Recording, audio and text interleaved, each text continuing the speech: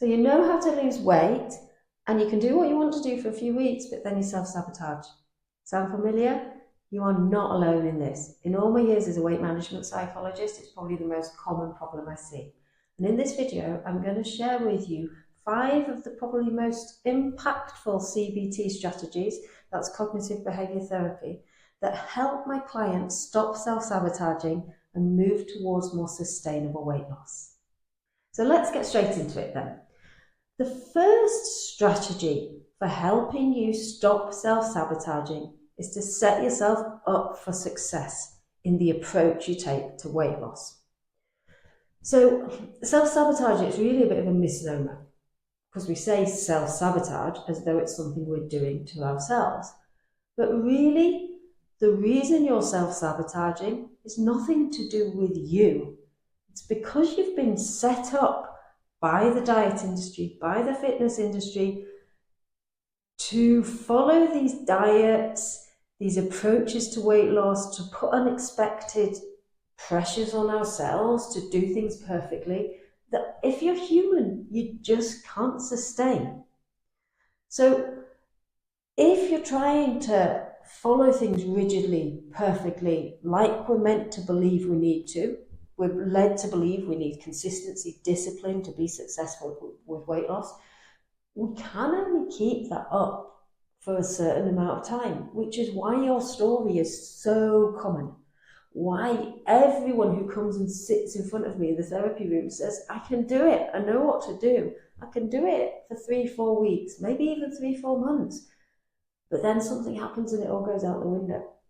So the first thing to do here is to reevaluate how you're approaching weight loss.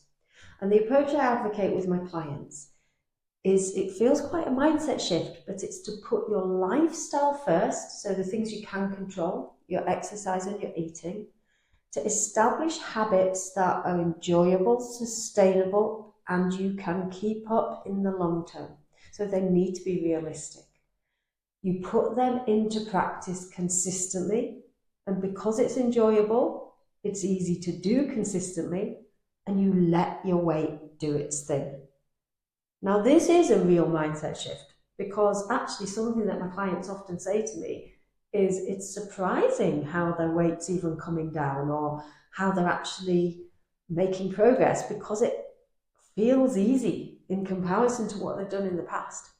My main work is one-to-one therapy with people like you who want to move away from the diet mentality but don't know how. So what I do is CBT, or cognitive behaviour therapy, and the examples I'm giving in this video today come directly from the work that I see help my clients so much.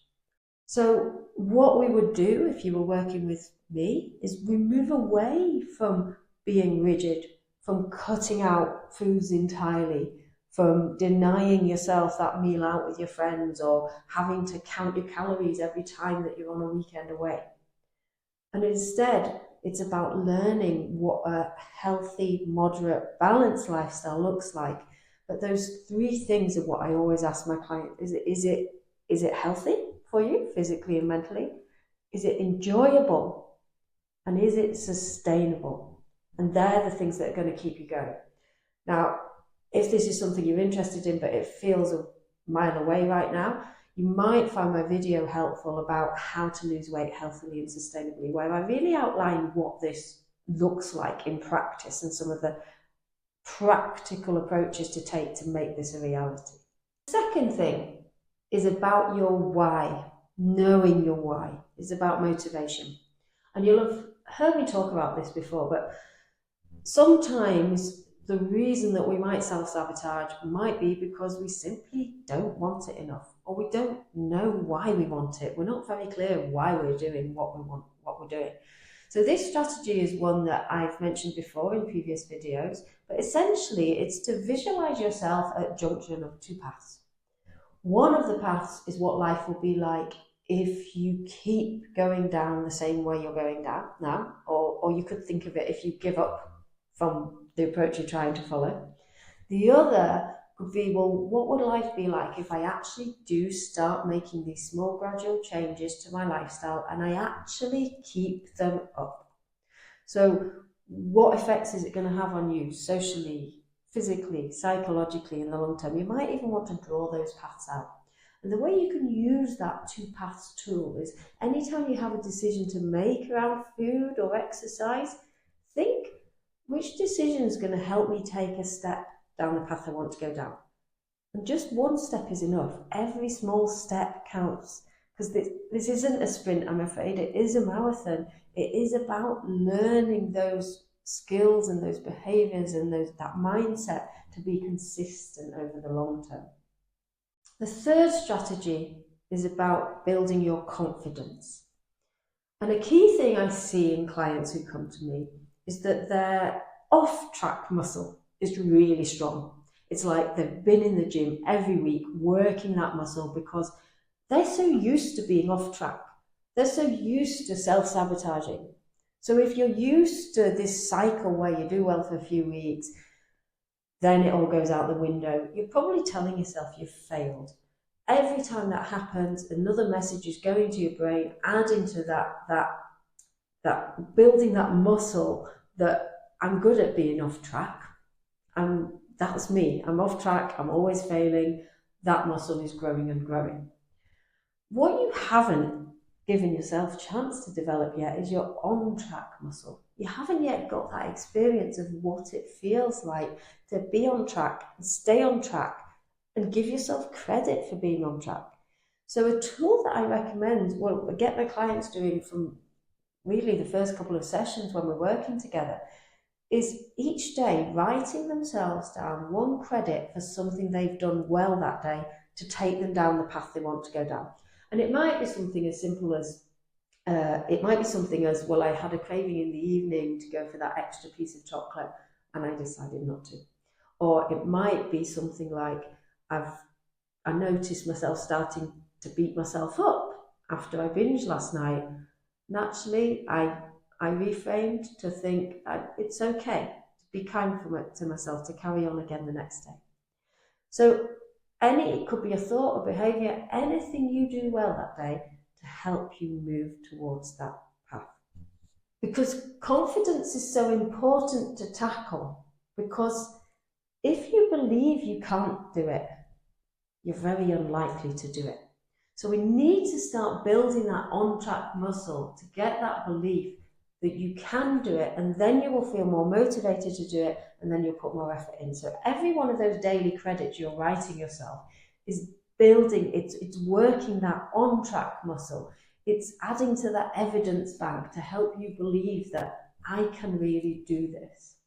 Now, if confidence is one of the main problems for you, you might want to watch my video about the confidence trap and why it's important in long-term weight loss success, because I go into this in a bit more detail. The fourth strategy then is recognizing and reframing your sabotaging thoughts. So you may not even, when you go to open the cupboard and get out that next bit of chocolate or that next bag of crisps, you may not even be conscious you're thinking anything. And that's quite common. When I ask my clients, well, okay, at that moment, what was going through your mind? It's quite common for them to say, I wasn't thinking anything. But actually, we do always have thoughts beneath, even if they're subconscious thoughts. So when we work with CBT, we work with something called the cognitive model. The first principle is that a situation doesn't automatically lead us to behave in a certain way. So we might think, for example, that situation is, okay, I go into the cupboard, I open the kitchen cupboard, if there are crisps there, I'm going to eat them. It's not seeing the crisps that automatically makes you eat them. It's the way you interpret seeing the crisps. So the thoughts that go through your mind after seeing the crisps that will lead you to eat them. So let's say you go into the kitchen, you open the cupboard, you see the crisps. The thought that's subconsciously going through your mind might be, well, I might as well eat them. I've had a terrible day today. I'll start again tomorrow. Let's imagine someone else goes and opens the cupboard. They sees the crisps and their thoughts is, I'm not going to have any crisps today because I know that it's not taking me down the path I want to go down. The resulting behaviour will be quite different for those two people. So the first thing we need to do in order to recognise our sabotaging thoughts is to actually take a step back. So when you're in that moment, when you go to that moment to open that kitchen cupboard, rather than letting your hand automatically go to the crisps as it would, taking that moment to stop and think. And we can use a worksheet to help us with this. In that moment, stop and think, write down what the situation is. Write down the thought that's in your mind there. So you might have to dig deep for this. Think, what am I actually saying to myself now? You know, the most obvious one to you might simply be, I really want to eat these crisps because they're yummy. Or you might be more conscious of something like, oh, the floodgates have opened now. I've blown it today. I'll eat these. Once they're gone, they're gone. Those kind of things. Then come to the next column, which is, what would be a more helpful thing to say to myself? Or is there an alternative way I could look at this? And in that example, an alternative thought might be something like, I know I don't need these crisps right now, and it's not going to take me down the path I want to go. Think how I'll feel after eating them. Or perhaps every small step counts. And I know if I say no to these crisps now, I'm going to feel much better afterwards. Whatever it is that matters to you, because it needs to be a meaningful thought to you. And actually, a helpful way to do this, because sometimes my clients struggle with this at first, it can be really difficult to reframe it yourself, which is also where therapy with someone else can be helpful. But something that might be helpful is, imagine you're watching your friend do that. So your friend is on the same weight loss journey as you. They've been working really hard at it. They just keep finding themselves self-sabotaging every few weeks. And imagine they're describing this situation to you. So they're going into the kitchen, they're opening the cupboard, and they say, well, I just see the crisps and I just want to eat them because I think I might as well eat them, then they're gone. What would you want to say to your friend to help them take a more helpful view of that situation? And that can often help with what you write in that reframing thoughts column. And when you've done that, then you can come to the final column and think, well, what would I like to do now? And even if you decide to eat the crisps, it's been more of a conscious process and you've learned about your thinking processes along the way. But more often than not, if you go through that process of stopping, recognizing, identifying your thoughts, and then reframing your thoughts, more often than not, you will then go on to decide, no, I'm not going to eat them right now. I'm going to go and tidy up, put the washing out instead, or go and read my book instead, or go for a walk instead. Now, what I've just described can be quite challenging to do on your own. So if you're looking for some support with this is the type of thing we do in therapy together if I were to work with you. I do offer free discovery chats, so you can drop me an email anytime if you're interested in working with me. If you feel not ready for that, but you're really keen to shift your mindset and starting to move towards some of these techniques, you might find my six-step mindset shift workbook helpful, which you can download for free below. The final strategy then is one that's going to keep you going when you get those lulls, because you are going to get those doubts. So even if you manage to do all strategies 1 to 4, so you manage to start working towards a more sustainable approach to weight loss, so you're taking more of a slower, gradual approach, you're starting to implement some lifestyle changes, you've got a clear why, you know why you're doing it, you've got that 2 paths image coming up in your head, and you're using that to help you make healthy choices. You're starting to give yourself daily credit, recognize what you're doing well, build your confidence. You're starting to identify and reframe your sabotaging thoughts. But even when you're doing all that, you're going to get those days where you question, is this going to work? Is this worth it? Or shall I just go back to that quick fix diet that I knew helped me at the time? Now, a really helpful tool for this, when you get these moments of wanting to give up, is something that we call a cost-benefit analysis. So if you divide your piece of paper into 4 squares, so essentially you've got 2 columns. So in the 2 columns, the column on the left is what will happen if I give up and go back to my quick fix diet. The column on the right is what will happen if I keep going and I keep persevering with this more sustainable approach to weight loss. And then you've got 2 rows. You've got the benefits, the pros, and then you've got the cons or the negative aspects. So if you start with that top left corner, what will life be like? What are the benefits of going back to the old quick fix diet? Write down all those reasons that your mind is wanting to give up and go back to that. In the box below, write down what the negative things would be if you went back to that old quick fix diet. So what impact might that have on you socially, psychologically, physically? Why did you move away from that in the first place? Then come across to the bottom right hand corner. So these are the negatives, the bad things about actually continuing with this sustainable weight loss approach.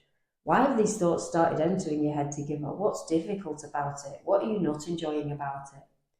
And then come to the top right hand one.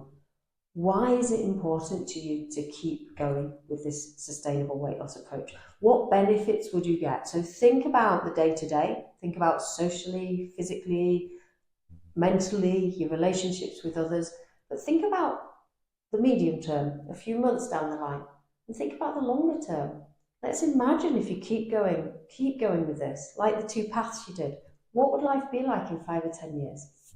And when you've done that, look at what you've written in these 4 boxes. And you'll probably find, just as you're going through this process, in your gut, you'll know what you want to do. But it will help you make that decision and solidify why it's important that you keep going. So I hope you found this video helpful. If you want to learn more about how to actually lose weight in a healthy and sustainable way, you might find my video about this helpful. And if you're already on that path and you're doing well, you've laid some foundations, but you're finding it's a struggle on your own, you might like to watch my video about CBT for weight loss and learn about how CBT actually helps you with that process.